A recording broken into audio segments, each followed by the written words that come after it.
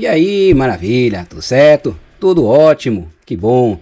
Vamos começar o estudo do livro Compreendendo o Desenvolvimento Motor, Bebês, Crianças, Adolescentes e Adultos, de Gallagher, Osmond e Goodway, publicado pela editora ArtMed, 7ª edição de 2013.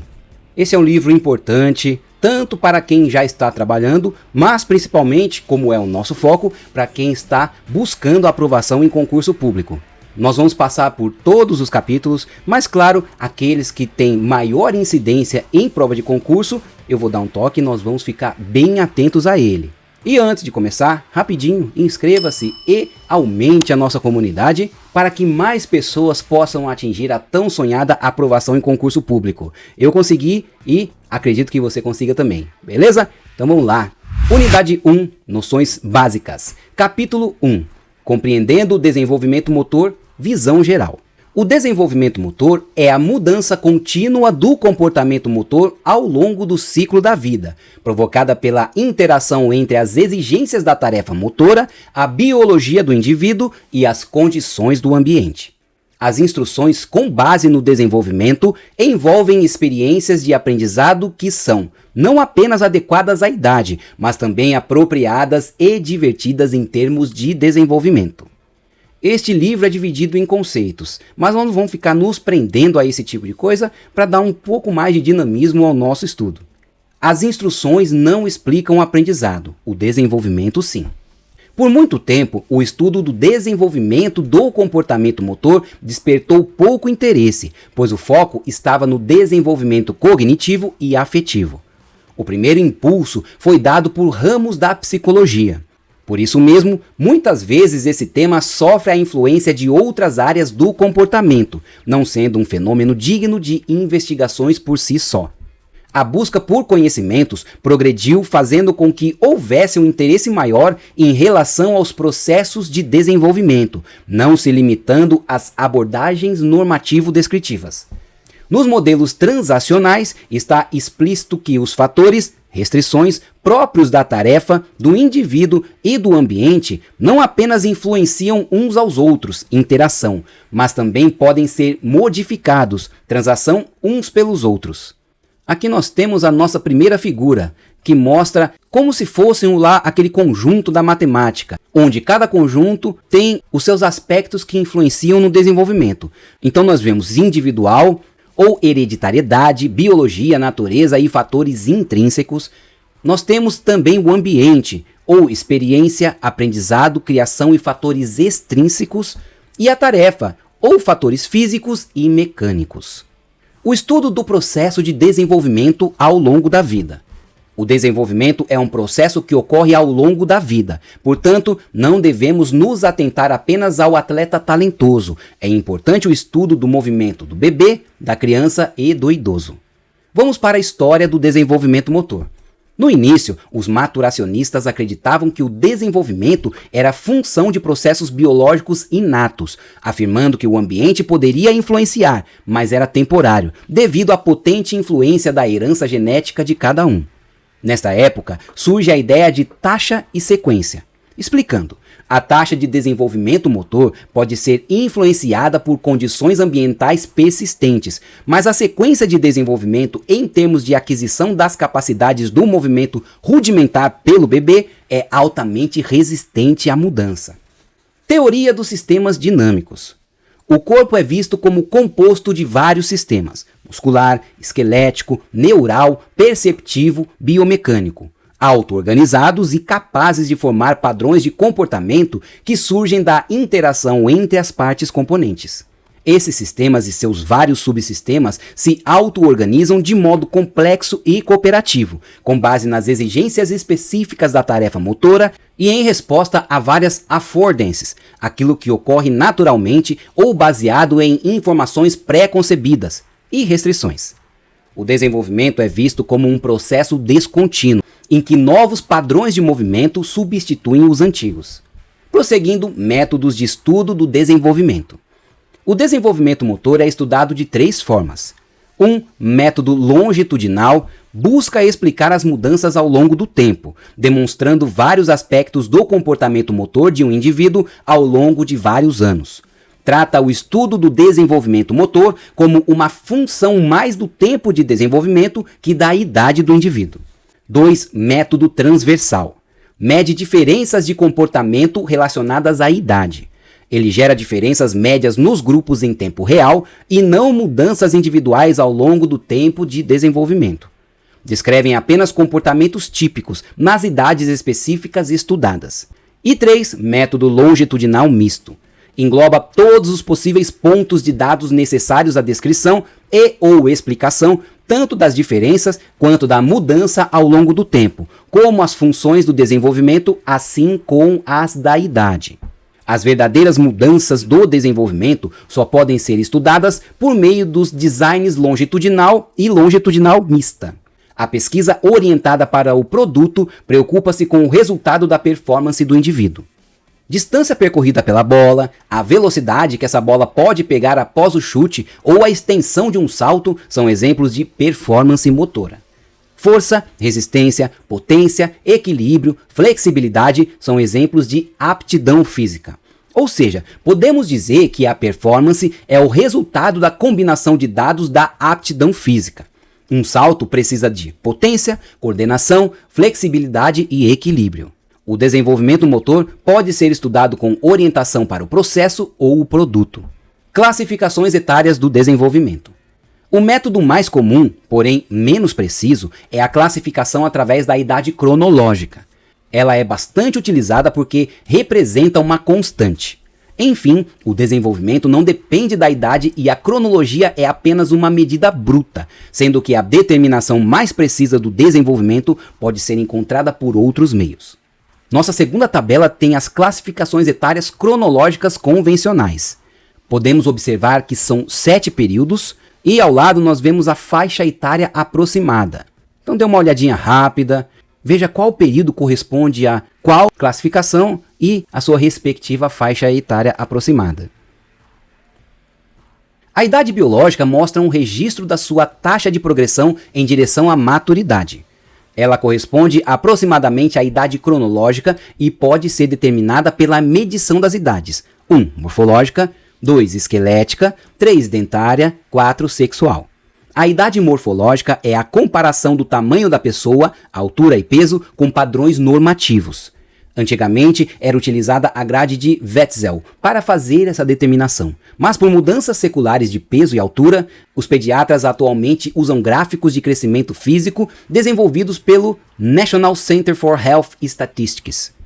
A idade esquelética fornece dados da idade biológica de desenvolvimento através do esqueleto. Ela pode ser determinada com precisão por um raio-x dos ossos carpais das mãos e dos punhos. É usado mais em pesquisas laboratoriais e em casos de crescimento extremamente acelerado ou atrasado. Já a idade dentária é vista pela sequência do desenvolvimento dos dentes, desde o surgimento da primeira cúspide até o fechamento da raiz, fornecendo uma medição da idade de calcificação. É um meio preciso, porém pouco utilizado. E a idade sexual é um método de verificação da idade biológica que observa a aquisição variável das características sexuais primárias e secundárias. É um método pouco utilizado em função de constrangimentos sociais e culturais. Existem outros métodos de classificação da idade de um indivíduo. 1. Idade emocional, mede a socialização e a capacidade de funcionamento dentro de um determinado ambiente social cultural. 2. Idade mental, medição complexa do potencial do indivíduo em função tanto do aprendizado quanto da autopercepção. 3. Idade autoconceitual, é a avaliação que o indivíduo faz do próprio valor ou capacidade. E 4. Idade perceptiva, mede o desenvolvimento da percepção pessoal. Prosseguindo, terminologia usada no desenvolvimento motor. Assim como em qualquer outra área do conhecimento, a do desenvolvimento motor também tem os seus jargões específicos, e como o consenso a respeito dos seus significados não é universal, é necessário um grande esforço em busca de maior consistência. Crescimento e desenvolvimento. Crescimento e desenvolvimento são coisas diferentes. Crescimento está relacionado ao aumento na estrutura do corpo causado pela multiplicação ou aumento das células. Já o desenvolvimento significa mudanças nos níveis de funcionamento do indivíduo ao longo do tempo. Pode ser também mudança adaptativa em busca de competências. Ou seja, o processo de mudança dura a vida toda e implica ajustes e compensações para se adquirir ou manter a competência. Maturação e experiência desempenham papéis-chave no processo de desenvolvimento. Maturação refere-se a mudanças qualitativas que permitem progressões até níveis mais elevados de funcionamento. Do ponto de vista biológico, a maturação é inata, ou seja, resiste às influências externas ou ambientais. Há uma ordem fixa de progressão, podendo variar o ritmo de surgimento das características, mas não a sequência. Por exemplo, a sequência em que um bebê começa a sentar, ficar em pé e andar é influenciada pela maturação, e o surgimento, o ritmo dessa sequência é que varia, sofrendo influências ambientais como o aprendizado e a experiência. A experiência refere-se ao ambiente, que pode alterar o aparecimento de várias características do desenvolvimento e também pode afetar o ritmo de surgimento de alguns padrões de comportamento. Esses aspectos do desenvolvimento, maturação e experiência, estão entrelaçados, sendo impossível determinar as suas contribuições no processo de desenvolvimento de maneira isolada. Houve discussões sobre a importância relativa de cada uma, fazendo com que surgisse o termo adaptação, referindo-se à complexa interação entre as forças existentes no indivíduo e no ambiente. Vamos para domínios do comportamento. Antes de qualquer coisa, é preciso entendermos a natureza interrelacionada do desenvolvimento e dos 3 domínios do comportamento humano: psicomotor, cognitivo e afetivo, embora normalmente são separados por conveniência no estudo do desenvolvimento humano. O domínio psicomotor, comportamento motor, inclui os processos de mudança, estabilização e regressão na estrutura física e no funcionamento neuromuscular.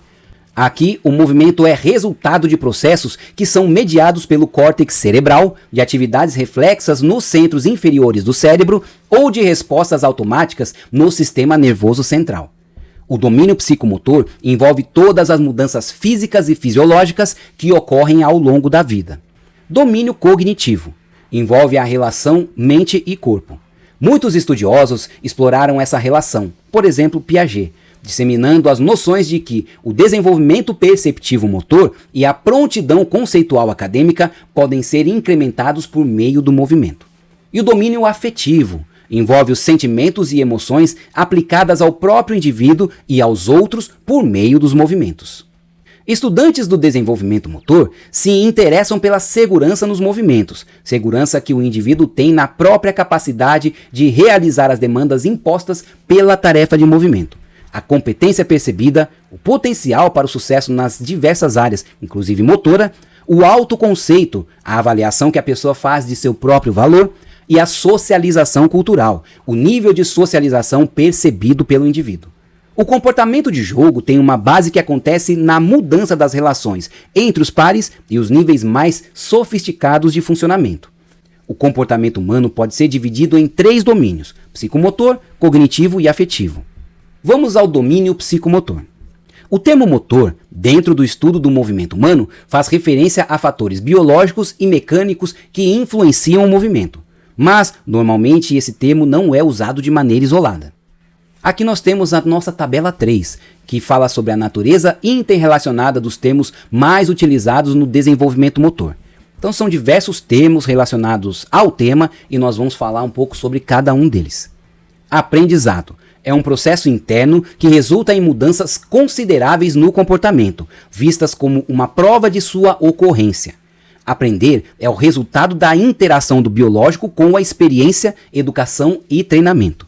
O aprendizado precisa de experiência e o movimento é considerado indispensável ao pensamento e aprendizado, assim como parte integrante do processo mental.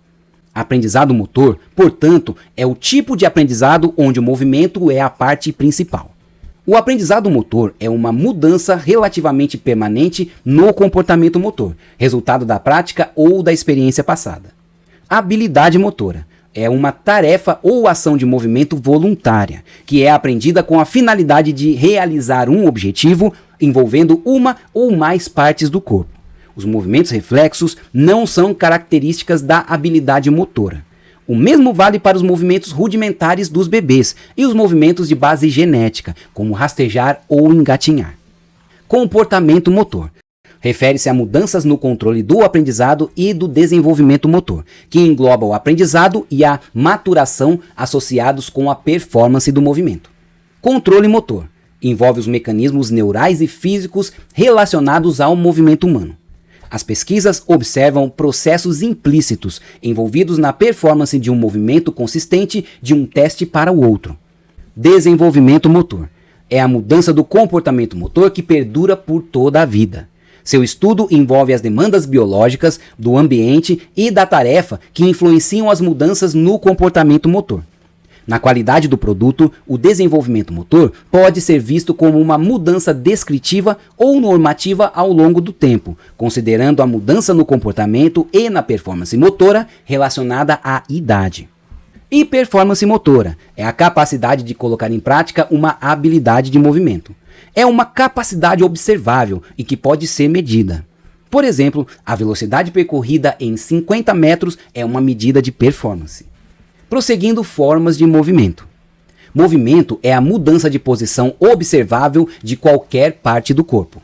Padrão de movimento são séries organizadas de movimentos relacionados. De uma maneira mais específica, padrão de movimento é a performance de um movimento isolado, não sendo possível classificar como padrão de movimento fundamental porque é muito específico.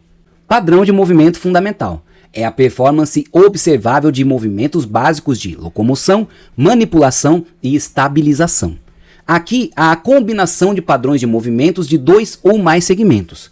Exemplos: locomoção, correr e saltar; manipulação, arremessar e bater; estabilização, virar e girar. Para que fique claro, habilidade motora e habilidade de movimento possuem uma diferença importante. Enquanto a primeira enfatiza as contribuições dos mecanismos implícitos, neurais, musculares, biomecânicos, perceptivas, a segunda enfatiza aquilo que pode ser visto a olho nu, ou seja, a habilidade de movimento. Além disso, a habilidade de movimento enfatiza a precisão, dando menos importância para os movimentos irrelevantes. Já o padrão de movimento fundamental enfatiza o movimento em si e limita a precisão, uma vez que ela não é vista como um objetivo. A habilidade esportiva é a combinação de movimentos fundamentais ou de habilidades de movimento na realização de uma tarefa relativa ao esporte.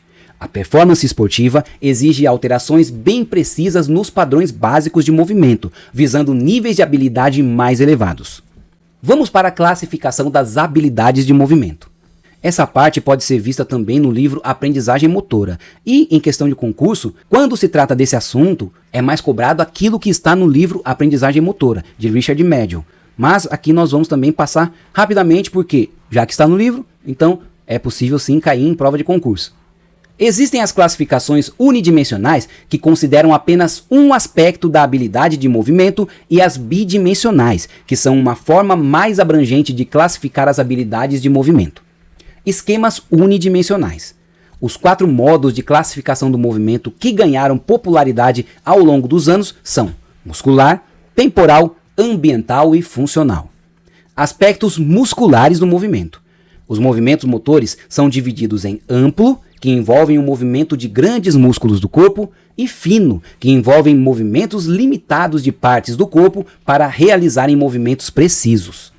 A maioria das habilidades esportivas são classificadas como movimentos motores amplos, enquanto movimentos precisos como bordado e caligrafia são movimentos finos. Aspectos temporais do movimento. Com base nesses aspectos temporais, o movimento pode ser dividido em discreto, possui movimento e fim definido. Exemplos: saltar, arremessar, chutar e rebater. Movimento serial, performance de um único movimento várias vezes. Exemplos: pular corda, driblar a bola de basquete, rebater a bola de vôlei, etc. E contínuo, movimentos repetidos durante um tempo. Exemplos: correr, nadar, pedalar. Aspectos ambientais do movimento. Quanto ao ambiente, as tarefas motoras podem ser fechadas ou abertas. Abertas, realizadas em ambientes onde as condições mudam constantemente. O indivíduo precisa fazer ajustes ou modificações nos padrões de movimento para realizar a tarefa.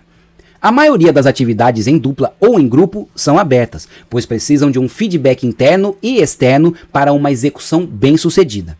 Exemplos: jogar futebol, praticar uma luta, brincar de pique-bandeira, etc.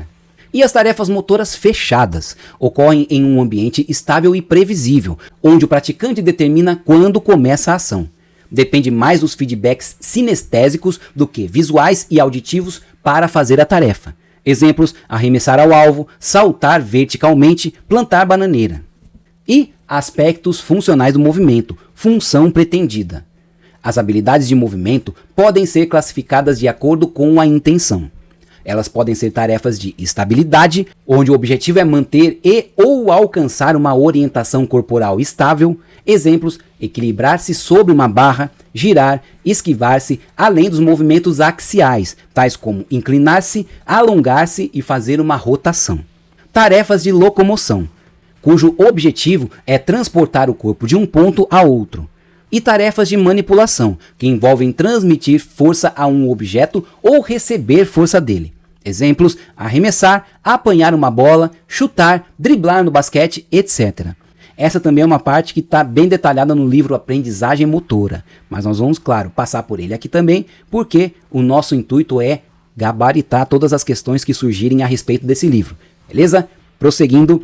Lembre-se que não devemos fazer essa classificação de forma arbitrária, uma vez que estamos sempre respondendo a muitos fatores ambientais e demandas das tarefas de movimento. Essa classificação visa apenas atentar-se para os aspectos mais específicos do movimento em questão. Aqui nós temos a tabela 4, com os modelos unidimensionais populares para classificação do movimento. Então nós temos 4 colunas. A primeira fala dos aspectos musculares, a segunda dos aspectos temporais, os aspectos ambientais e, por fim, aspectos funcionais do movimento, o propósito do movimento. E aqui está detalhando cada um desses aspectos do movimento. Quem se quiser salvar essa tabela aqui para uma revisão rápida, é uma boa pedida. Vamos para os modelos bidimensionais. Em termos de reconhecimento da complexidade do movimento humano, os modelos bidimensionais são mais completos. No modelo proposto por Gentili, o foco é no processo de aprendizado da habilidade motora. Já o modelo de Galahu, Werner e Ludwig foca nos produtos do desenvolvimento motor. O modelo bidimensional de Gentili. No esquema de Gentili é levado em conta 1. O contexto ambiental em que a tarefa de movimento é realizada e 2. A função pretendida. Esse contexto ambiental refere-se à existência de condições reguladoras estacionárias ou móveis e com ou sem variabilidade entre tentativas. Em condições ambientais estacionárias, o contexto não muda. Assim, pode não haver variabilidade entre tentativas. Exemplo: sentar-se e levantar-se de uma cadeira, tarefa totalmente fechada. Mas pode haver variabilidade entre tentativas, como sentar-se e levantar-se de locais com alturas diferentes, tarefa moderadamente fechada. Entretanto, em condições ambientais móveis, tanto pode não haver variabilidade entre tentativas, como sentar-se em uma bola de pilates, como também pode haver variabilidade, tarefa de movimento completamente aberta. Um exemplo, nós temos o sentar-se numa bola de pilates e balançar-se sem apoiar os pés no chão. E a segunda dimensão do esquema bidimensional de Gentili trata da função pretendida da tarefa de movimento, a categoria do movimento. A orientação do corpo do indivíduo pode focar a estabilidade ou a locomoção, transporte do corpo, termo usado por Gentili, que ocorre com ou sem a manipulação de objetos. Nossa tabela 5 mostra todos esses detalhes do modelo bidimensional de Gentili. Esta é a tabela com a classificação dos movimentos e seus contextos. Ela dá exemplos de movimentos em progressão de dificuldade da esquerda para a direita e de cima para baixo. Dedique alguns minutos para estudar essa tabela. Esse esquema de Gentili soluciona muitos problemas encontrados na observação da execução de uma tarefa pelo aprendiz. Observando em qual categoria de movimento o aprendiz está, é possível escolher a progressão de aprendizado mais apropriado à sua condição atual. Esse é um quadro que relaciona as fases de desenvolvimento de Galahu com a tarefa de movimento. Sinceramente, não sei por que essa tabela está nessa parte do livro, porque isso nós vamos estudar com mais tranquilidade nos próximos capítulos. Mas, já que está aí, quiser dar uma olhada e aprender um pouquinho mais sobre ele, fique à vontade. E vamos aos esquemas multidimensionais. Se formos ver bem, na prática não aplicamos nem os esquemas unidimensionais e nem os bidimensionais. Normalmente, utilizamos esquemas multidimensionais. São considerados fatores cognitivos e afetivos, além da determinação de objetivos do aprendizado das habilidades. Habilidades cotidianas para o lazer ou rendimento. Então, devemos determinar o seguinte. 1. Em que fase do desenvolvimento motor está o aprendiz? 2. Qual o nível de aprendizado da habilidade motora do aprendiz? 3. Qual o tipo da tarefa de movimento deve ser realizado? Ampla, fina, aberta, fechada? E 4. Quais são as exigências da performance da tarefa? Força, resistência, flexibilidade, agilidade, etc. Essa aqui é a nossa tabela 7, rubrica de instrução de habilidade multidimensional. Então existem aí esses vários questionamentos e as suas respostas vão determinar o rumo e a direção da tabela. Qual é o seu papel? Aí no caso quem está avaliando. Qual é o nível de desenvolvimento do aprendiz? Qual é o nível de aprendizado de habilidades do aprendiz? O objetivo? O que a tarefa de movimento deve exigir? E qual é o potencial que o aprendiz vai colocar em prática? Bom, terminamos esse capítulo 1. Agora vamos fazer algumas questões para ver como esse assunto é tratado nos concursos do Brasil afora. Beleza? Bora lá então. Questão número 1, ano 2018. Banca ACEP, prova para a Prefeitura de Aracati.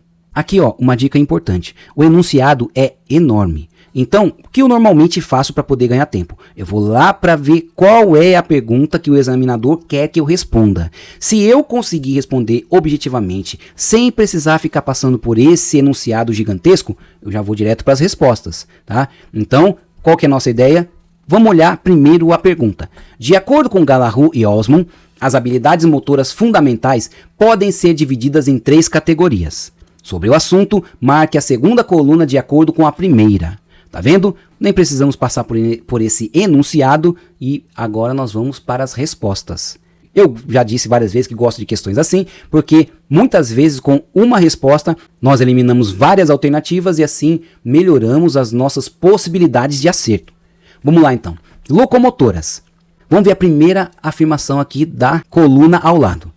A criança é envolvida em constantes esforços contra a força da gravidade, na tentativa de manter a postura vertical. Locomotora, nós sabemos que a principal definição é mudança de posição. Então essa primeira não corresponde.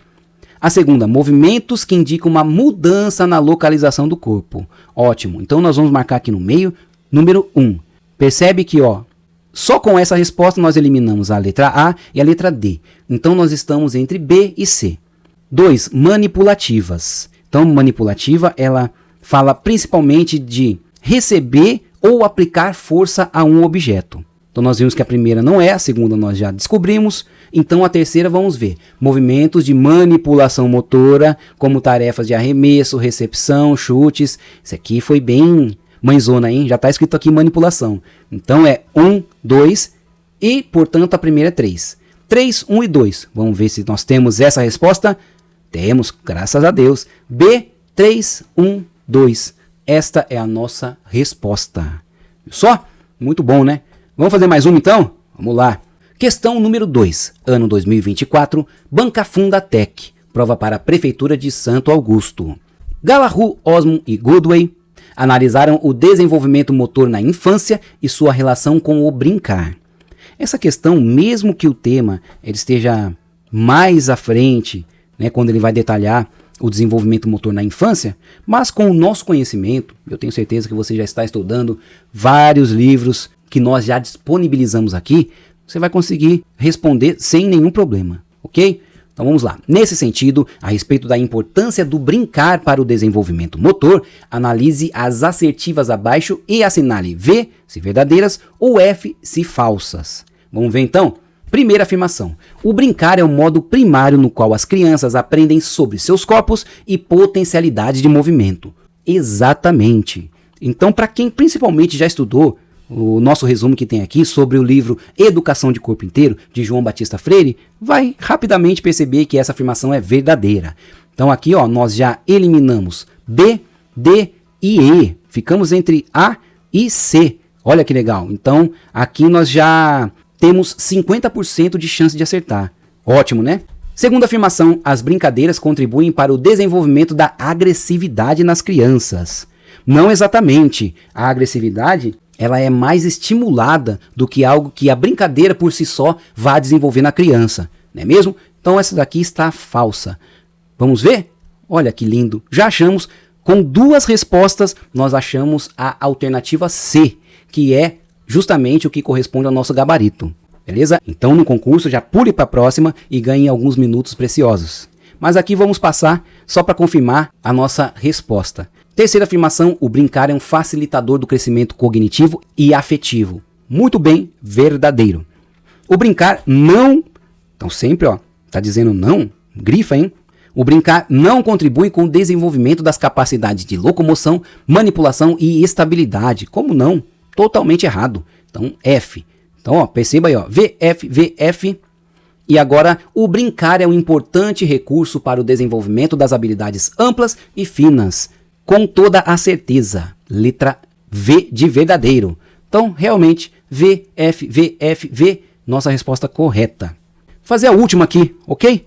Questão número 3, ano 2022, banca Sebrasp. Prova para a Prefeitura de Maringá.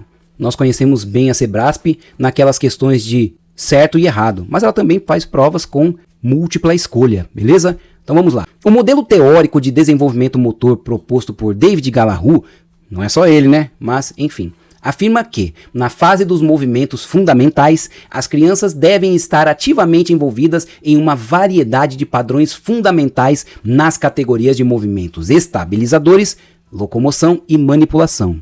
A respeito dessas categorias, assinale a opção correta. A. Rebater um objeto. Quicar ou driblar uma bola e desenhar com um lápis uma figura são exemplos de movimentos manipulativos. E aí, tá certo? Aqui nós estamos imprimindo ou recebendo força de um objeto? Sim, olha que lindo. Quando nós descobrimos aqui a nossa resposta sendo a letra A, ficamos até um pouco desconfiados, né? Mas vamos lá passar rapidamente para as outras alternativas só para confirmar nossa resposta. B. Os movimentos manipulativos envolvem a projeção do corpo no espaço em plano horizontal, vertical e diagonal. Negativo, tá? Isso aí está mais ligado ao movimento de estabilização. C. O rolamento para frente, o equilibrar-se em um pé só e os apoios invertidos, como a parada de mãos, são exemplos de combinações de locomoção, estabilidade e manipulação. Não, tá totalmente errado, né? É mais relacionado à estabilidade isso aí. Letra D. Correr, saltar, saltitar, quicar ou driblar uma bola e rebater um objeto são exemplos de movimentos de locomoção. Negativo, é de manipulação. E. Os movimentos manipulativos e de estabilidade envolvem a força aos objetos e ou a recepção de força deles. Negativo, isto está ligado diretamente a movimentos manipulativos. Feito! É isso aí. Então terminamos aqui o primeiro capítulo do livro Compreendendo o Desenvolvimento Motor, de Galahu, Osmond e Goodway. Maravilha? Valeu e até o próximo estudo.